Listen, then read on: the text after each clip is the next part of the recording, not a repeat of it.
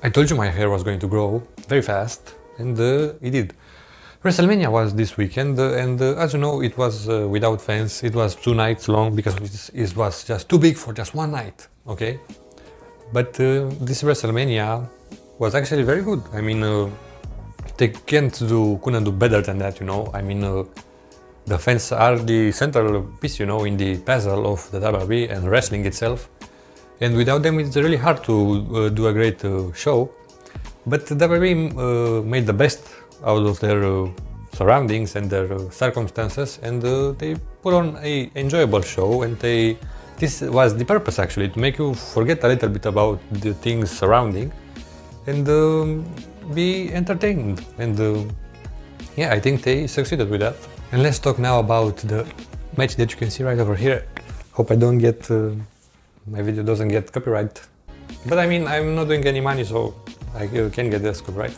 Yeah, but back to the thing, the first match of the night was for the Women's Tag Team Championships between the team of Asuka and Kairi Sane, who were the champions, and Alexa Bliss and Nikki Cross, who were the challengers. What a surprise! And the matchup was pretty enjoyable. I mean, for a starter, it wasn't anything special, you know, a straightforward match with not that much of a storytelling, because there wasn't a big story leading into this match.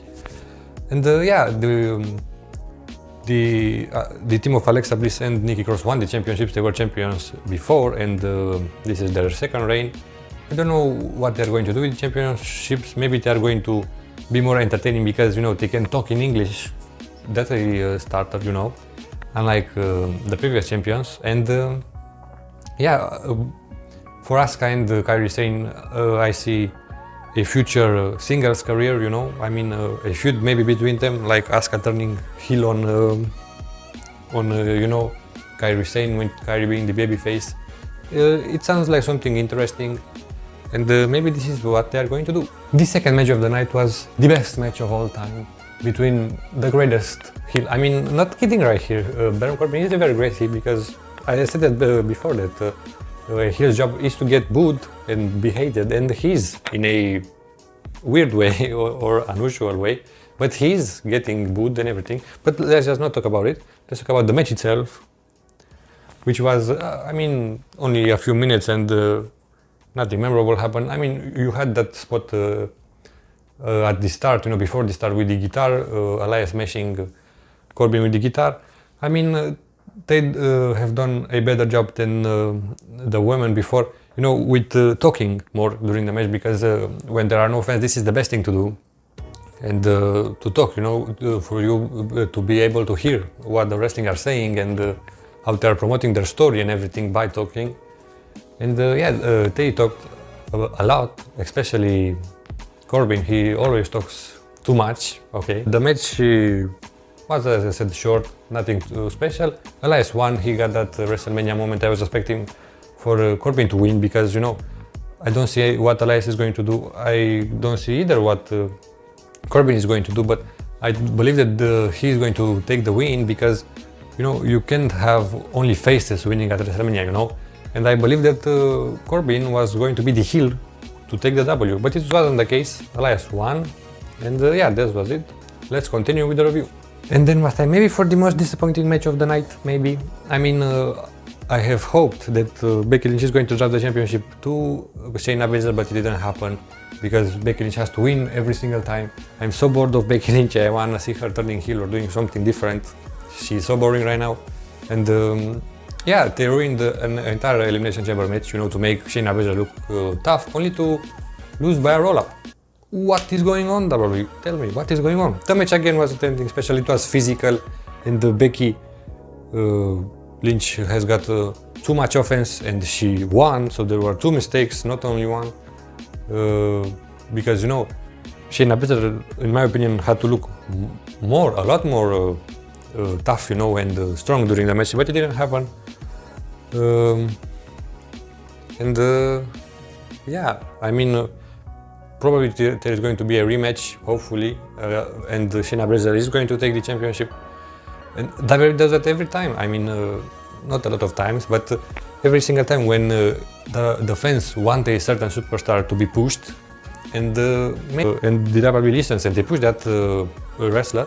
They are pushing it too much until you start to hate, and they do that every time. And this is the case with Becky, I think, because when every single wrestler, no matter how good or talented he is or how much fans love him, when he's pushed down your throat, you begin to hate him. It's natural to do that. And I think this was the case with Becky Lynch.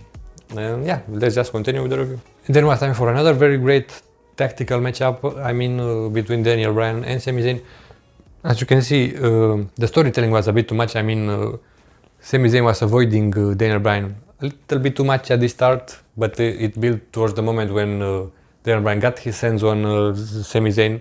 And from there he was beating him very badly, beating the crap out of him. And they didn't wrestle, that spectacular matchup that you would expect, from a match starring Daniel Bryan and Sami Zayn, from those two amazing wrestlers. And but still, the match was pretty enjoyable and quite surprising at the end. Maybe some were expecting Sami Zayn to retain the championship because, as I said previously, you can't only have faces winning. You have to have some heel winning, so the babyface championship feel more important. But nobody expected it to end like that. It was a pretty great ending, don't get me wrong. Daniel Bryan jumping right into the Helluva Kick was something interesting and something that we haven't seen before, or maybe we have seen it, I don't remember. It was a great ending, and just imagine, and I've just realized watching this match how much great talent WWE has in its roster. Not only Sami Zayn and Daniel Bryan, but Shinsuke Nakamura, Cesaro, and Drew Gulak were all three at ringside, and all of those 5 wrestlers are amazing in the ring. WWE has, of course, the best wrestling roster. But AEW is shaping their roster to be pretty interesting as well. And maybe in the future, the next 2 or 3 years, they can challenge WWE in a way for the ratings. And then was time for another very great matchup, a triple threat matchup for the SmackDown Tag Team Championships. Why they've decided to do only one member from each team, I don't know. Maybe something happened to somebody like Big E or The Miz, and they had to make it a triple threat with only one member of each team. I don't know that. But it was something fresh and unusual because it was an unusual WrestleMania altogether.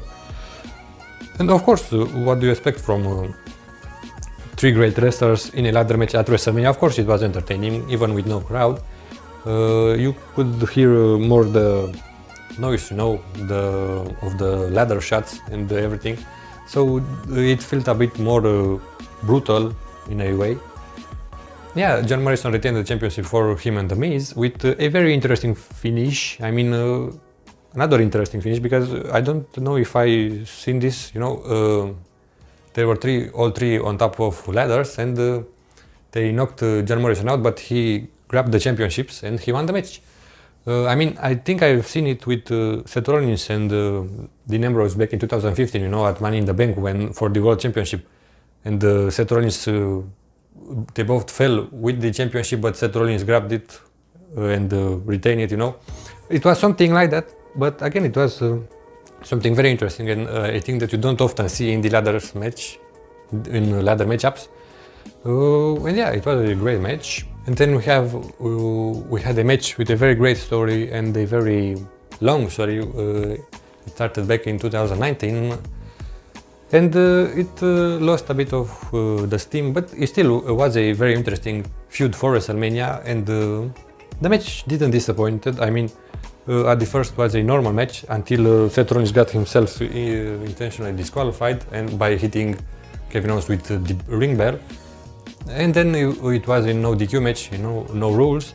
And the fun started to be more there. We have had some good chair shots, and of course the elbow drop by Kevin Owens of the WrestleMania sign looked pretty amazing. I'm not going to lie, but the match itself, before being a no disqualification, was great as well. Of course, because both of them are great wrestlers. But I have a curiosity. Was Seth Rollins said in the promo that he never trained at the Performance Center? But did he train though? Because during the Edge and Randy Orton match, I've seen some pictures, you know, from I believe only wrestlers that were in the performance center and got to the main roster, you know. And I've seen a picture of Seth Rollins. I mean, it doesn't make sense. Was he training there? Because I don't know. He said he wasn't, and I thought he was not, because, you know, back in 2012 or whenever he signed with the WWE, or 2011, was it the performance center back then? I didn't know. My fault. Okay.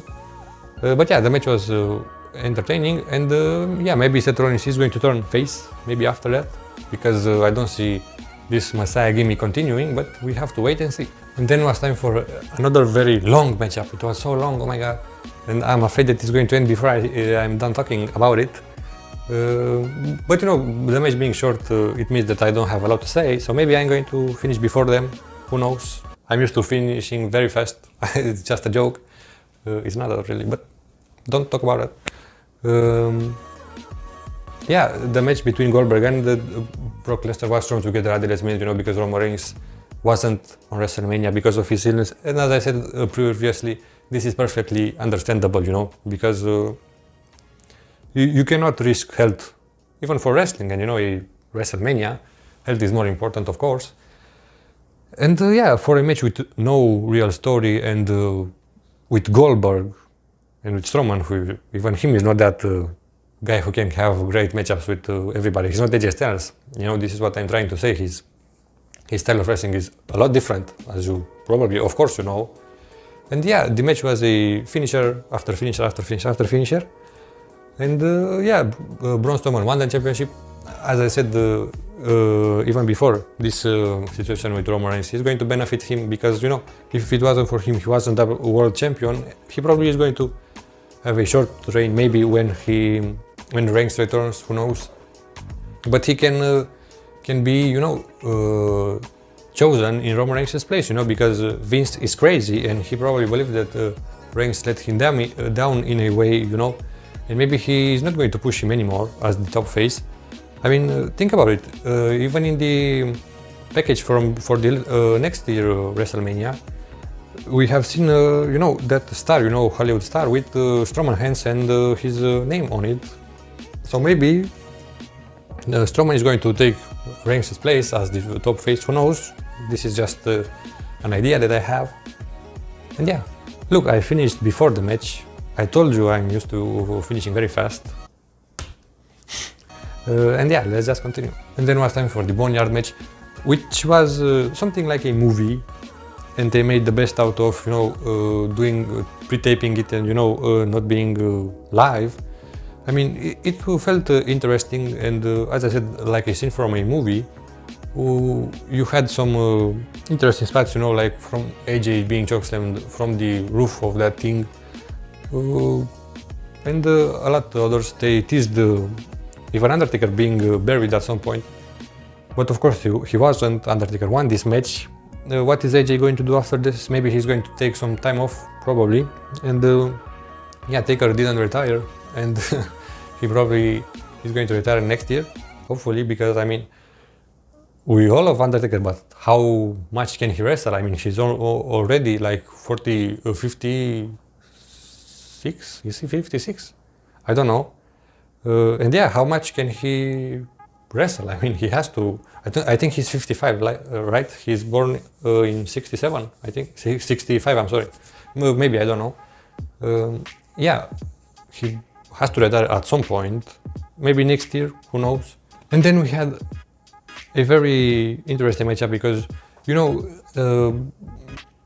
let's say Charlotte could have faced, you know, Bayley for the championship at WrestleMania, because, you know, she won the Royal Rumble, but it was something new, something unpredictable, you know, because nobody believed before the match was announced that this is going to be the case, I think, or maybe there were some rumors, I don't know. Yeah, the match was pretty physical and entertaining and good, because both Rhea Ripley and Charlotte Flair are great wrestlers, as you know. In my opinion, Rhea Ripley should have won the match, because I don't know, is Charlotte going to NXT, or is it real? Because I haven't seen Raw. Maybe she relinquished the championship, and yeah, I mean, Rhea Ripley should have won. She would have looked extremely legit, you know, after beating Charlotte Flair at WrestleMania. But it is what it is. I mean, but if Charlotte didn't go to Raw to NXT, I'm sorry. I mean, it really was pointless. Of course, you agree with me, right? I mean, it was pointless. I mean, why did she beat Rhea Ripley only to relinquish the championship? But I have a feeling that this was the case. I haven't seen Raw and I don't know, but I have a feeling because I know WWE. But yeah, the match was great. The ending was shit. That was it. And then we had another match who wasn't supposed to be on WrestleMania. Why was it on WrestleMania? I don't know. I mean, I kinda know why, because you didn't have that Battle Royals, and you have to get a lot of wrestlers on the WrestleMania card. This was the reason, of course it was. And yeah, I mean, they had time, because being 2 nights long WrestleMania, you have more time, than you had before, and they decided to throw this match in. It wasn't anything special because it wasn't supposed even to be anything special. It had a little time. Of course, we seen Lana, so that was something great. And yeah, Bobby Lashley starting to wear pants. What is this? I mean, he looks less tougher, I think, with pants. What are those pants? Yeah, Aleister Black won the match, with his black mass. I finished it. I really like for some reason. I don't know. It's just a modified super kick, but I like it for some reason. I don't know why. And yeah, Aleister Black probably is going to challenge Drew McIntyre for the championship. Maybe like SummerSlam or something like that. Maybe. And then was time for a match. We had a great story. I mean, I really like this story because it was going for so long. I don't know why I liked, because it felt so stupid in a way and ridiculous. Maybe because I'm stupid and ridiculous. But that's beside the point, okay? I mean, in all seriousness now, I really liked this story. Of course, the match wasn't anything special. It was all for this moment that Otis had, kissing Mandy. Yeah, Otis is entertaining for some reason, and I think he has a future in the WWE. He's not going to be world champion, probably. But he has, like a future, like a comedy/serious act, something like that. Maybe, like R-Truth is, but with the ability of winning more matchups than he is. Yeah, Otis won the match. Dolph Ziggler lost again. Maybe Dolph Ziggler is going to leave for AEW, but this is a story that we have every single year. A rumor that Dolph Ziggler is going to leave the WWE and join another promotion, but then he extends his contract and he stays in the WWE. Who knows? And then was time for my personal favorite match of the night, Edge versus Randy Orton. Maybe it has something to do with the fact that Randy Orton is my favorite wrestler of all time. Him and CM Punk are the two wrestlers that I really like. And yeah, I also like Edge, but he's not like in my top 10 for some reason. I don't know why, but he's not. And yeah, but not only the fact that I like Orton that much made this match great for me. I mean, the match itself was pretty great. We had some spots that we never seen before. The psychology of the match, was very great. The mind games, everything.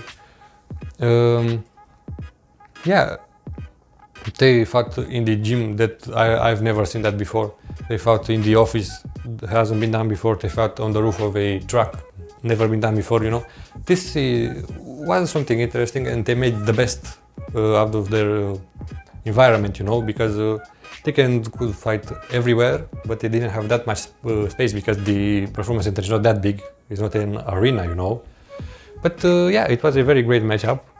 I like the spot when Edge kicked Orton using the things right there that I don't know what are the names of. I'm sorry. Yeah, this was the match of the night. It was over 4 stars for me. I don't know what rating you give this match, but this was my favorite of the night. Let me know which was yours.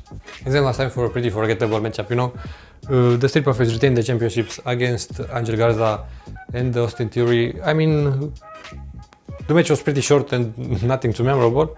They won the championships. I don't know. Can the Street Profits turn heel? Maybe, I don't know, because as babyface, not starting now, but in the future, they will start to be boring. And maybe a heel turn, before like SummerSlam would be a very great idea. And then was time for another forgettable matchup. I mean, the 5-way match for the SmackDown. I said sex. What the fuck? For the SmackDown for the SmackDown Women's Championship, and yeah, Sasha Banks and Bayley were nevertheless the last two. There was Lacey. What is going on? Lacey Evans again against Bayley at the end, and Bayley retained the championship. The match wasn't anything special. I mean, again, you have to get a lot of people on the WrestleMania card, and this was another example. This match. Yeah, maybe we are going to get this feud in the future. No, the feud that we all want: Sasha Banks and Bayley, with maybe Sasha Banks being the face and Bayley the heel this time. Who knows? But I think this is going to happen at some point, maybe. And then was time for the Funhouse match of Bray Wyatt and John Cena. I mean, let's just start by saying that the opinions are very split for this match. A lot of people loved it and some did not. I mean, let's just tell my opinion.